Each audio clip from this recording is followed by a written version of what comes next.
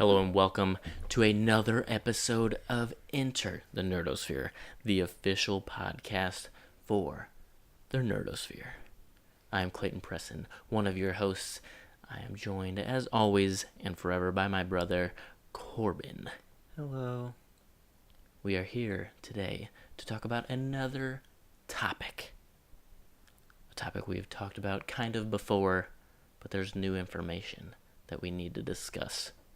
And that topic is Tron 3. Now, recently, rumors of a reboot of sorts came afoot. And we felt like we needed to talk about it because we know likey. This is the stupidest thing I've ever seen in my entire life. I guess take it away there, Corbin, with some of the infos. Well, due to other topics and stuff, this is a little bit late of a response. This news came on March 3rd, so it was the beginning of the month that we got wind of this. But Disney now is thinking about rebooting the Tron franchise rather than continuing the franchise. Jared Leto right now is said to be the lead actor.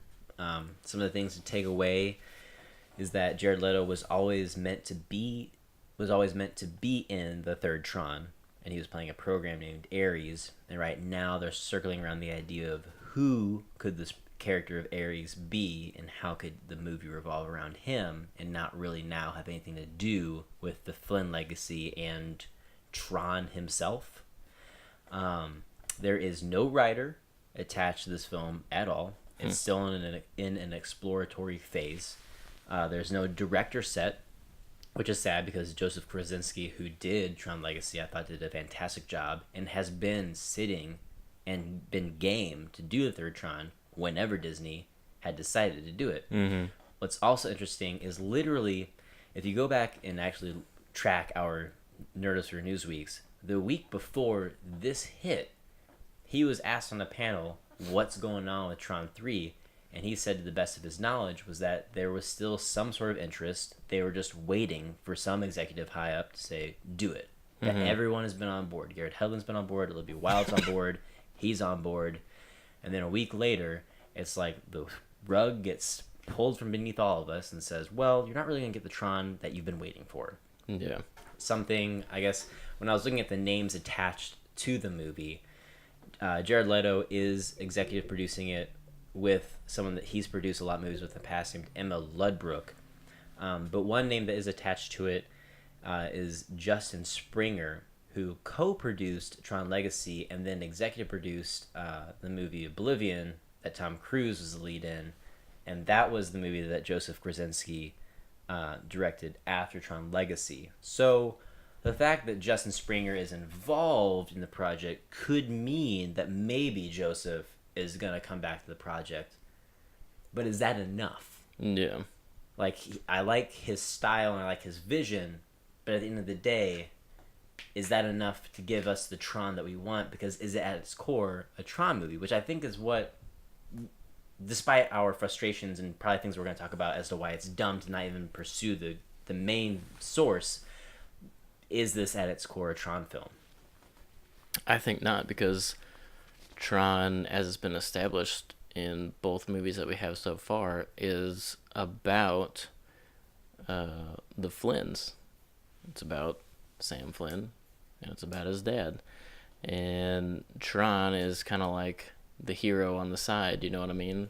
Kind of like how Zelda's the title character, but Link's the hero. So, like, Flynn's the hero, but Tron's always there, and he's always doing something important. And now we're going to have neither of them? It would be like if you made a Zelda game, and it was for the DS, and you played as Tinker, whatever that guy's name was. And it was just about him exploring the world of being a balloon elf. Yeah. Or even worse, if we didn't know who Tinker even was, and we got that game. That's good too. Because we know who Tinker is, so it would have to be like... So it would be like the girl who owned Epona, we played as her father. Someone we never actually had any ties with. Yeah, exactly. in the movie. Yeah. This is now Zelda. It's a Zelda game where you play as the girl who owned Epona's father and him building his ranch for the first time. Yep. And for the foreseeable future, this is what Zelda's gonna be forever. That's Beauty. Exactly what this is like. Before we get too far in, it should be noted, and we went into detail in our actual Tron 3 video, which was under the CP to the Second Degree moniker before we rebranded. So if you want to go back and look at that, you can. It's under the CP to the Second Degree playlist. Of all of our videos, it has actual interaction with the community. Yeah, it sparked a lot of interest. A lot of people are really interested in it. Please stop by there. So go check it out. But it needs to be said again, Tron made $400 million worldwide. It cost $175 million to make. It was not a flop. It was very profitable. It also performed better than Superman Returns, Batman Begins, and the original Star Trek remake. It made more worldwide than all three of those movies, and we consider Star Trek at least, and Batman Begins. I don't know about Superman Returns, but those two are good movies that, nobody's saying that those two flopped. Right. So it's just kind of like, it's in a weird place because of Disney owning it. And you made a good point earlier when half your stuff, or half the top 10 of all time movies is Walt Disney, they have a different standard, I guess, for. Right. Well, and again, it also came around in a bad time because Tomorrowland flopped. All these things were flopping, and they focused more on the outskirting studios that they've purchased, like Marvel and Lucasfilm, right? I was gonna rather than doing their own stuff. It is, already tread territory from our previous podcast. But yes, the Tron movie was happening around a very turbulent time where John Carter was a colossal flop. There were senior executives in Disney that lost their jobs because of John Carter. Mm-hmm. And then in addition to that, you had Tomorrowland, which was this considered, original IP that came out. And it was directed by the guy who did Ghost Protocol and The Incredibles. His name is... Oh, man, that's going to bug the crap out of me. But, Bird. Something Bird. His last name is Bird. Brad Bird? Yes, Brad Bird. He directed The Incredibles. He's directing the second Incredibles. He directed Mission Impossible Ghost Protocol. All fantastic films. And he was doing this original IP, and it did not do well. And for whatever reason, they saw that as being like, well, if that's not doing well, then Tron's not going to do well. The problem there was Disney thought that lightning could strike twice by basing another movie on another classic ride / event / thing at Disneyland, right? And it would just be a success. But guess what? Isn't the case. It's not. So, but all that aside, I don't know. I just really feel like we're in an age where the audience cares, and the audience is smarter. The audience is starting to ask questions. Why are you rebooting this? Why are we getting this reboot? Right. And then they go and they watch the movie anyways, so they don't really vote with their wallet.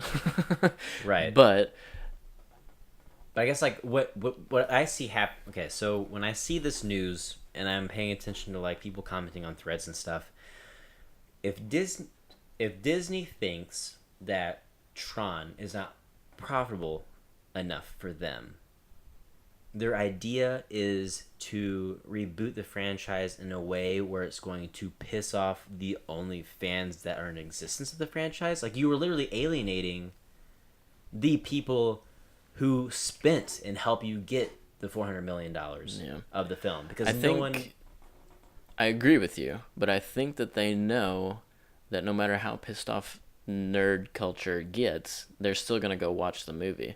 It's the same as with video games. There's a ton of people that are pissed off about Destiny 2 and their stuff's not going forward. Oh, why are we fighting the Cabal? How could the Cabal come and destroy the tower when we've done all this stuff and blah blah? They're still going to buy that game. Well, they're still going to go. Everybody's going to complain about BVS because it's terrible, and it is terrible. But then they're still going to go see Wonder Woman and Justice League. You know what I mean? No, they don't. we complain about it and we recognize when something's wrong, but we don't vote with our wallets. It's kind ever. of like my wife always kind of makes fun of us and just the people who are like us, and it's like, you're gonna go see it no matter what. Right. Like, Marvel could put out literally the worst movie in all existence, and we would be able to see that prevalently from all the trailers and everything about it, and we would still go see it. Well, it's evident even with like Iron Fist. Iron Fist is not on the same stage of quality as Daredevil, and it should be. And there's a lot. While I ended up liking it, I think we both ended up liking it. Last 3 episodes are great.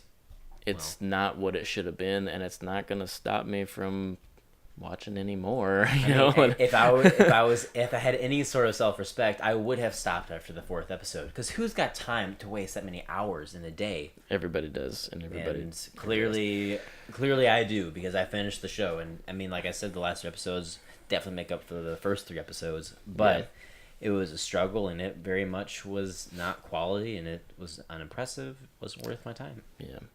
This long tangent aside, the principle of the matter stands.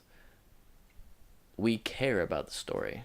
We care about the characters. There's a lot you can do, especially now that we know that the rumor, Joseph Krasinski, after this rumor hit, said that one of the original plans for Tron 3 was something that you and I said should be a plot point, and it was basically it was going to be a successful full invasion of IRL from the grid.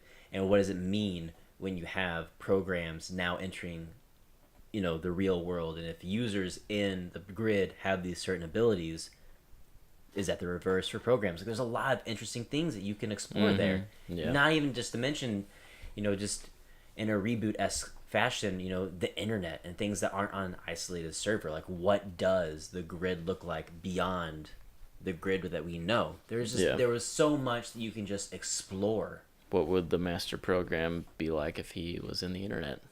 Exactly. And, those were seeds that were laid in Tron Legacy. We had the MCP being confirmed as coming back. We had Dillinger's son being cast by Cillian Murphy, who is a great actor. And there was a plan for him. There was a plan for him because he had such a small part in that movie. Yeah, an actor of that caliber, especially at that time, he hasn't done much. Batman right. Stuff. There was a plan for him. And it's unfortunate that Krasinski's directing schedule didn't allow for an immediate sequel. Right, because that's what stopped it originally. It was Oblivion. Yeah, he was, I gotta do Oblivion now, and then we'll talk about the sequel, and then it just never happened. I would rather have a sequel to Tron than Oblivion. I liked Oblivion, but I'd rather have Tron. Yeah. So. And also, can we just talk about the fact that I am over Jared Leto? I was never into Jared Leto. I mean, that's true too. I guess I never really was either. He's more pomp and circumstance than substance. He's all about show, and there's nothing there. No, there's nothing there. And he's shown to be kind of like, I don't know, like there's some actors based on their behind the scenes actions and the way they talk, you get behind them, like Chris Evans, Chris Pratt, we like them. Right. You know what I mean? And Jared Leto, I just think he's probably a scumbag. Like, I don't even... Well, think about, like, his time on Suicide Squad as the Joker. And it boils down to almost trying to be a gimmick or a caricature of something to get attention. But you look at actors who do method acting, like Daniel Day-Lewis, who, when he did the movie Lincoln, only talked and referred to himself as Lincoln during the entire production of the movie, only communicated by writing letters, handwritten in calligraphy that he learned. There's a lot of funny stories of Joseph Gordon-Levitt being on the film and interacting with him, and he was like, it was like interacting with Abe Lincoln, and he would receive letters like in his trailer from Abe Lincoln from like communications. Like, it's funny, but then you see Heath Ledger did it with his Joker. Yeah, but then you see Jared Leto, who is a self-proclaimed method actor, being very bizarre and to an extent un-Joker-like, but he's like sending like legitimately dead rats to his fellow coworkers and just like all sorts of very bizarre things, to the point where Will Smith wanted nothing to do with him while the movie was filming. He was so pissed off at his presence. And I mean, if I received a dead rat in the mail, I wouldn't be like, this is cute, man, you're so funny, you're so into your part, you're doing such a great job. Yeah, I'd be like, get this out of my... Why are you giving me the plague right now? Right. Like, it's just weird. And it's like he just wants attention. Yeah. But this is not someone who I want to be the front runner of a series that I not only think is very beloved and I hold dear to my heart, but is very iconic in cinema history. Both of those movies are landmarks. They're kind of like, for me, like the Half-Lives of PC gaming. You know, like each one is some sort of remarkable hurdle. And with the third one, of Half-Life at least, they kind of felt like this pressure of, we aren't going to deliver a third one unless we can meet that hype and that standard. Yeah. That's now in a forever perpetual state of never happening, because they will never live up to the hype. And it's never. unfortunate. I don't care if they live up to the hype. I just want the story to be finished. Like just give me Gordon Freeman. I just want the story to be finished. You don't even need to hype it. Just like release it one day. Just like, here you go, guys. It is what it is. Story's done. Now we can quit talking about it. Or like maybe like one more quarter chapter, like after Half-Life 2 release. Well, we never even got the episode chapters. 3. We got episode 1 and 2, and there was supposed to be an episode 3, and then there was supposed to be The next Half-Life 3, which actually, I guess, originally Half-Life episode 1 was supposed to be just Half-Life 2, and then Half-Life... Anyways. Well, let's not get into it, because... I'm not talking about Half-Life, I'm talking about Tron. But, with all that being said, man, it ended in such a great place. It ended with Tron the biggest being thing, resurrected from Rinsler. Yeah. It was set up for a sequel, and it's strange too, because Disney is still marketing that version of Tron. They still released, right at the very end, before pulling the plug on Disney Infinity, they released a Korra and a Sam Flynn figure. They released that Tron Runner game, which is kind of like a souped up, your typical cell phone run game, but it's like, there's more to it than that. Which we paid for to just show our support. Because we knew it was a feeler. They've set up that Tron area and light bike ride in their China Disney park. I totally forgot about that. You're right. So I mean, why keep promoting that version of the world if you're gonna reboot it? So, and maybe reboot is because maybe maybe everything will look the same and it's in the same universe, but following a different character. I mean, who knows? It's still, to me, and I think to any true Tron fan, which there's at least enough to make $400 million worldwide of Tron fans. Right. The story is about, especially now, it is about Sam Flynn. That's what Tron is. And if we're never going to see what happens to him, I don't know, like, what's the point? Right. So, I feel like some areas of Hollywood are starting to get it and some don't. Like, you need to care for your characters and your properties. You need to honor the source material that those are based on, if there is source material that they're based on. And you need to just cultivate what you have. Like, stop scrapping it and moving on. And if you have to scrap it, stop. I'd rather not see another Tron than to see it turned into something that's not Tron. Right, because we already have. So I guess for a comparison of sorts, a franchise that's been rebooted a lot of times is Spider-Man, right? And we have Spider-Man being rebooted again, but being done by Marvel Studios. So it's a good thing, right? Well, if you're in like our niche community of nerds, we understand what it means, what it represents. But whenever I'm at work and stuff and talking about things casually, I get a better like insight as to what like the average person thinks. We've seen many Spider-Man movies. It's exactly what they say. They don't even care. Yeah. They even hearing that Marvel Studios is doing it, they go, well, I mean, I don't know. So if a popular character like Spider-Man is the highest grossing superhero property of all time. I was gonna say he outsells Batman and Superman. Mm-hmm.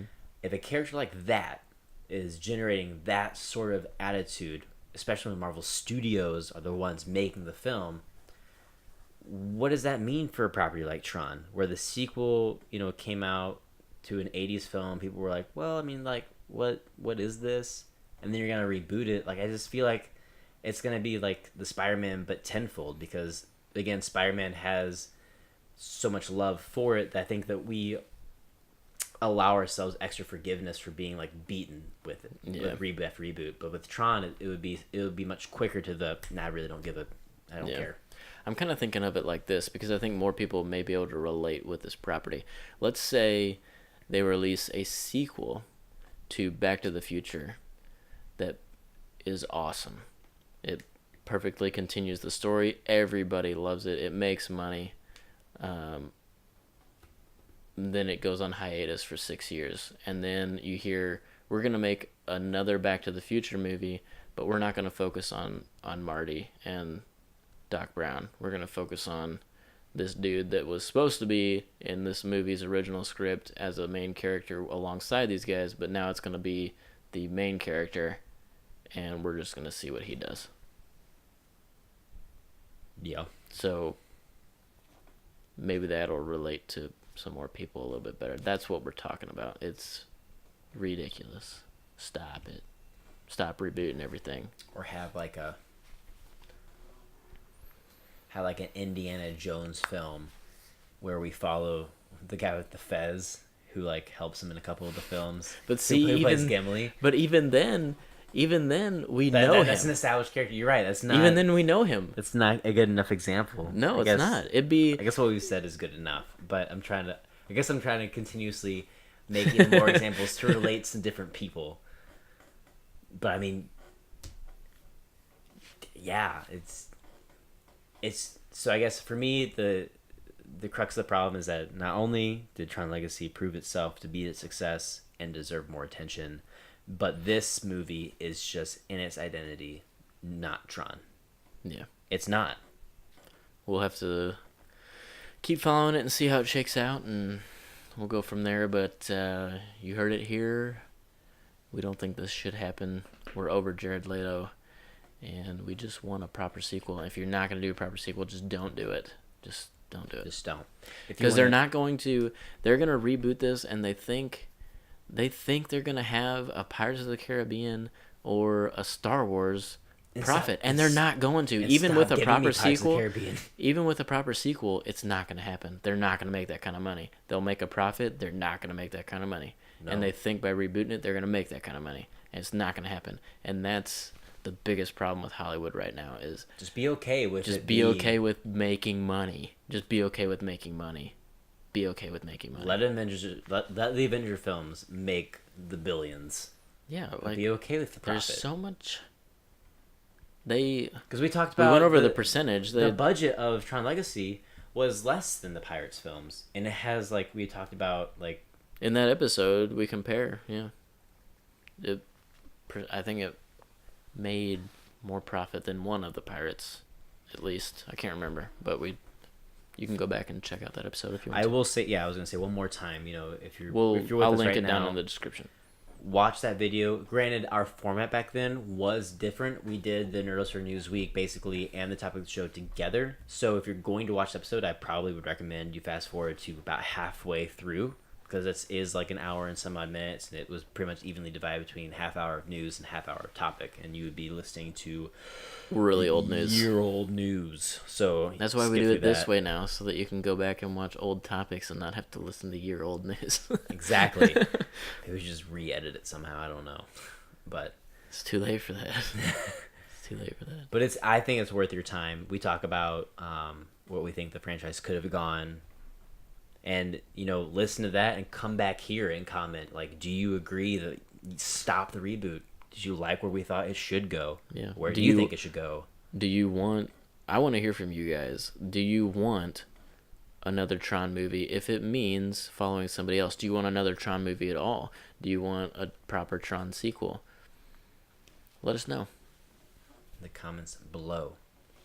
As always, thank you for stopping on by and listening to my brother and I banter about what we feel passionately about. If you caught our update video, we do have most of our episodes coming up to be planned. Some things might switch around because we're developing a Spider-Man podcast that might interject in between some of the other things we were talking about. We talked about doing a diversity for diversity's sake video. We talked about doing... What were some of the other things? I think we only mentioned these 3 things. We didn't mention Spider-Man on that one. There was something else. I just could have swore we mentioned Spider-Man. Oh, well. We got lots of things in the works. Yeah. So topics. Maybe next week is Spider-Man. Also, don't be afraid to let us know in the comments if there's something you want to hear us talk about. That's very true. You can always find us at Facebook and Twitter. Our links are below. I especially have really become very active on Twitter. It's a nice place to chat and spread news. I'm becoming more active too, and I was added to a list of people called Very Important Gamers. So check me out. Because I am a very important gamer, and my opinions on games matter. So go follow me. Yeah, well, I've commented to Greg Miller twice, and he's responded to me twice. Oh, so that Twitter whore commented back on you. Congratulations. Yeah. What can I say? A famous person said hi to me. It's pretty great. He responds to 95% of his tweets. Well, I mean, he is a man of the people. He is devout to his best friends, as he says. But except the only one that mattered. That's not totally true. We're not here. We are not gonna. We gotta get out of here. We're almost at 30 minutes. We're not gonna be those people. Okay, so Facebook, Twitter. Be sure to follow us. If you like the video, give us a like, and please subscribe. And also in the update video, Clayton and I are, dedicating ourselves. Yeah, if you missed the update video, go check it out. We talk about why we had a small hiatus the last few weeks. I had a baby, spoiler alert, and kind of where we want to go from here. So, yes. I also want to talk to you about something that I thought of right now. The Nerdosphere network. Let that sink in for a while. We'll see you next time.